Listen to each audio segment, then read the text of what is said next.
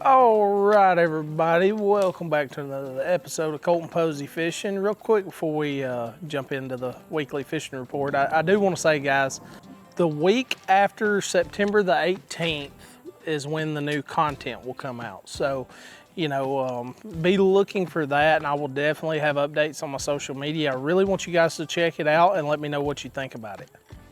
So jumping into it, where are the fish? Well, we had these cold fronts. I want to say cold fronts. You see them little jokers running down? Right at the boat. We had these cold fronts come through, and with those cold fronts, a lot of these fish started acting like it was fall. And we found a lot of fish pushed all the way in the backs of creeks and stuff, and we're still finding fish in the backs of the creeks, but I'm seeing with the weather warming up this week that a lot of these fish are pushing back out towards the main lake. Now, they're still relating to bait real heavy, so whether you're talking about fishing a threadfin shad fishery or gizzard shad, blah, blah, blah, y'all know what I'm gonna say. Really just keeping your eyes peeled, because a lot of these fish are moving very, very quickly, especially you guys who like to fish these spotted bass fisheries like I do. They're chasing this bait really, really hard so they can be in one area one day and then move out by the next. And these fish will run for, a long, long time. So right now, focus, what I would suggest doing is any part of the day, start at the mouths of your creeks and start working your way back to the backs of the creeks to see what part of the creek the fish are first thing in the morning. As the day progresses, then you may want to start working your way, closer towards the main or further towards the back of the creeks, because these fish will transition on a dime just like that.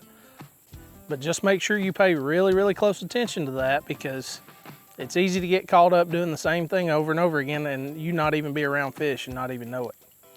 Now, the baits I would suggest using, I would suggest downsizing everything. So, something like a weightless worm.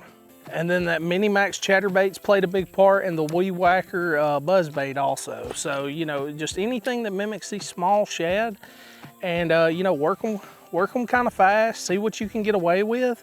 But one of the biggest things that I'm noticing, no matter where I go, I think these fish have saw so many baits and so many presentations that they've kind of got accustomed to, all our little sneaky tricks, you can say. So, sometimes just a straight retrieve on the chatterbait works perfect. Sometimes mixing it up works good.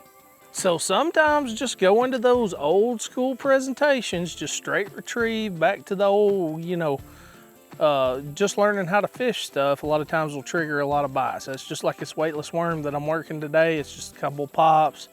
Keep them moving. If they're going to bite it, they're going to bite it pretty quick. And typically they're biting it on the paws. So, just mix up your stuff and you'll catch a lot more fish. But either way, guys, I appreciate you tuning in. I'll see you next week. Have fun this weekend.